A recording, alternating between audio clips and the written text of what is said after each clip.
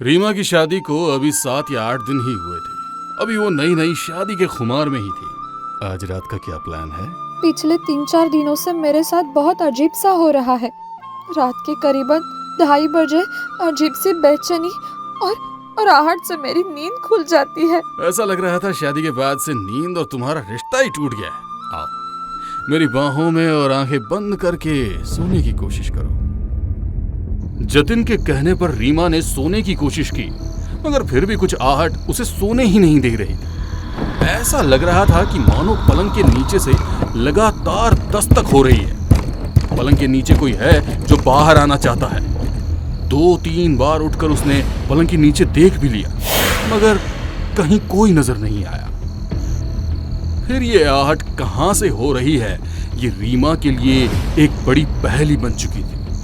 पलंग पर लेटे लेटे ही उसने अपने पति जतिन को जगाया और कहा, यार जतिन देखो ना, कैसी आवाजें आ रही है, मुझे कुछ भी समझ में नहीं आ रहा। यार फिर तुम्हारा शुरू हो गया। कैसे कहूँ तुम्हें कि ये सब कुछ तुम्हारा भ्रम है। यदि कोई आहट होती, कोई दस्तक होती तो मुझे भी सुनाई देती ना। मगर पिछले 4-5 दिनों से तो जैसे तुमने सोच लिया है कि खुद भी नहीं सोना है और मुझे भी नहीं सोने देना है।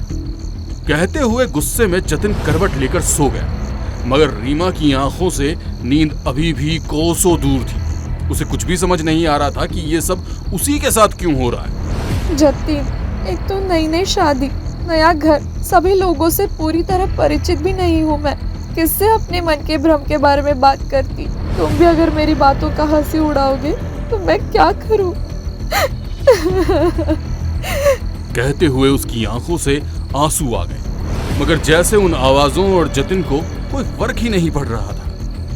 एक तेज चीख के साथ आवाज आना बंद हो गई। रीमा ने घड़ी की ओर देखा तो सुबह के 4 बज रहे थे। कुछ भी समझ में नहीं आ रहा। रोज रात को 2:30 बजे से होती हुई आवाज 4 बजे एक चीख के साथ बंद हो जाती है। कुछ तो राज है इन सब के पीछे। मुझे ही क्यों आवाजें आती है ये? कल माँ से इस बारे में जरूर बात करूंगी मैं। कुछ देर बाद रीमा की नींद लग गई। अगली सुबह जब उसकी नींद खुली तो सुबह के 9 बज चुके थे। जतिन ऑफिस जाने के लिए तैयार हो रहा था। अरे 9 बज गए, तुमने मुझे जगाया क्यों नहीं? तुम सारी रात अजीब सी आवाजों के साथ जाग रही थी, तो सोचा कि तुम्हें डिस्टर्ब ना ही करूं। बोलकर गुस्से में जतिन वहां से चला गया। अभी शादी को कुछ ही दिन हुए थे और कमरे में आती अजीब सी आवाजें और पति इस तरह गुस्सा होकर चले जाए तो नई दुल्हन की आंखों में आंसू आने लाजमी है। रीमा रो ही रही थी कि उसकी सास सरिता जी वहां आ गई। रीमा, क्या हुआ बेटा? तबीयत ठीक नहीं है क्या? आज तुम देर तक सोती रही और अब आंखों में ये आंसू? कहते हुए उन्होंने उसके सर पर हाथ रख दिया। सरिता जी का प्यार भरा स्पर्श पाकर रीमा उनसे गले लिपटकर रोने लगी और फिर उसने रात की सारी सच्चाई उन्हें बता दी। सारी बातें सुनने के बाद सरिता जी का चेहरा एकदम सफेद हो गया था कि कोई सच्चाई सामने आने वाली है। वो हकलाते हुए बोली, आवाज? कैसी आवाज? कौन सी आवाज की बात कर रही हो बेटा? हमने तो कभी ऐसी आवाज नहीं सुनी। तुम्हारे मन का वहम होगा। यदि कोई आवाज होती तो जतिन भी सुनता ना। शायद तुम्हारी तबीयत ठीक नहीं है। तुम आराम करो बेटा, आराम करो। हाँ माँ, मैं सच कह रही हूँ, मेरी बात का यकीन करो माँ। ये सब तुम्हारे मन का वहम होगा। चलो चुपचाप सो जाओ, तुम्हें अच्छा लगेगा। रीमा को जबरन सुलाकर वे तुरंत उसके कमरे से बाहर आ गई। वे बहुत ही परेशान थी और जल्दी से अपने कमरे में आई। दरवाजा बंद करके किसी से फोन पर बात करने लगी। दूसरी तरफ रीमा ने लेटे लेटे अपनी माँ को फोन लगा दिया। माँ, कुछ भी समझ में नहीं आ रहा। मैं क्या करूँ जिससे हकीकत सामने आ जाए? रीमा, तुमने बचपन से लेकर आज तक पूजा पाठ अच्छे से की है। खुद पूजा पाठ ब्राह्मण परिवार से संबंध रखती हो, इसलिए तुम्हें पूजा पाठ का अच्छी तरह से ज्ञान है ना? माँ के कहने पर रीमा ने शाम के वक्त ठाकुर जी की विधि विधान से सेवा अर्चना की और देवी कवच का पाठ करके अपने कमरे में आ गई। तभी उसके फोन पर उसकी माँ का फोन आया।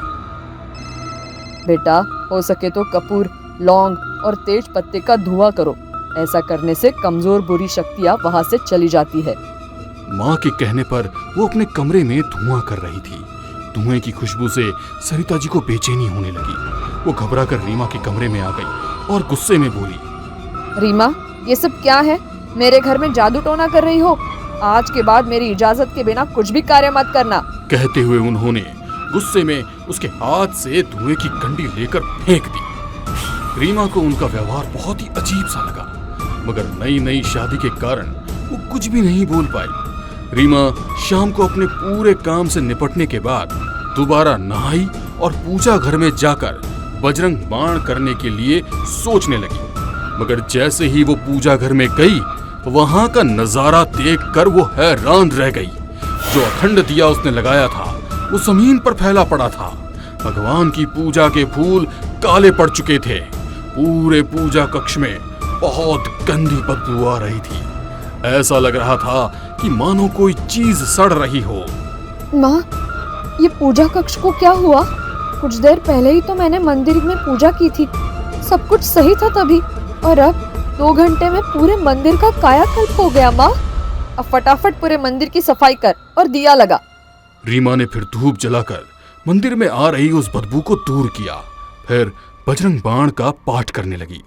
रात के 12 बजे तक तो उसे कोई खास एहसास नहीं हुआ, मगर 12 बजे उसका पूरा शरीर भारी होने लग रहा था, मानो कि उसके शरीर का एक एक अंग टूट रहा हो। पाठ करना उसके लिए बहुत ही तकलीफ देह होता जा रहा था। जतिन, ये मुझे क्या हो रहा है? बचपन से लेकर आज तक बजरंग बाण का पाठ करते आई हूँ। आज से पहले ऐसा अनुभव कभी नहीं हुआ। तुम ये क्या कर रही हो? और माँ ने तुम्हें मना किया था ना, उठ जाओ इस पूजा से। जतिन के बोलने के बावजूद भी रीमा अपनी जगह से नहीं उठी और मुश्किल से वो अपना पाठ 2 बजे तक कर पाई।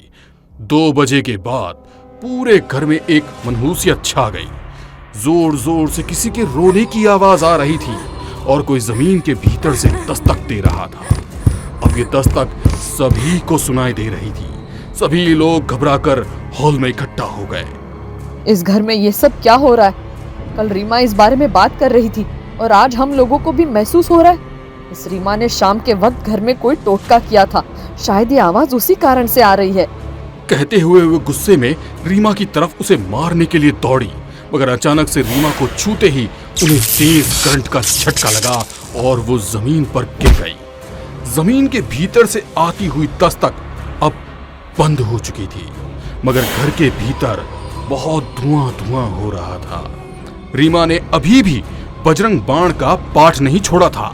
वो लगातार पाठ करती जा रही थी। उस धुएं ने एक महिला की आकृति ले ली। वो आकृति जोर जोर से हंस रही थी। उस आकृति को देख सरिता जी डर गई। उनका डर सच हो गया था और वो उसे देख के पीछे हटने लगी।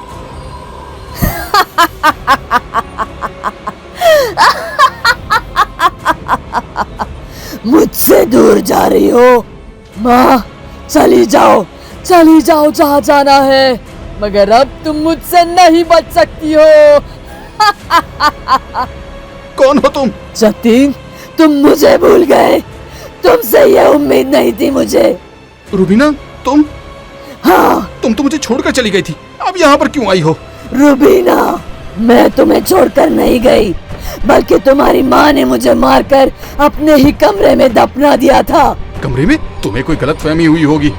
हाँ, मुझे गलतफहमी हुई थी, मगर उस रात तुम्हारी माँ ने किसी और से बात करते हुए मैंने सुना था। उन्होंने कहा, मुझे डर लग रहा है, कहीं वो रुबीना वापस तो नहीं आ गई। हाँ, मैंने तुझे मारा था। दूसरे समाज की लड़की मुझे अपने घर में स्वीकार नहीं थी, समझी तुम? सरिता जी की बात सुनकर जतिन हैरान था। रीमा कुछ कर पाती उसके पहले ही रुबीना ने अपना बदला ले लिया। रीमा को अब उस आहट से मुक्ति मिल चुकी थी।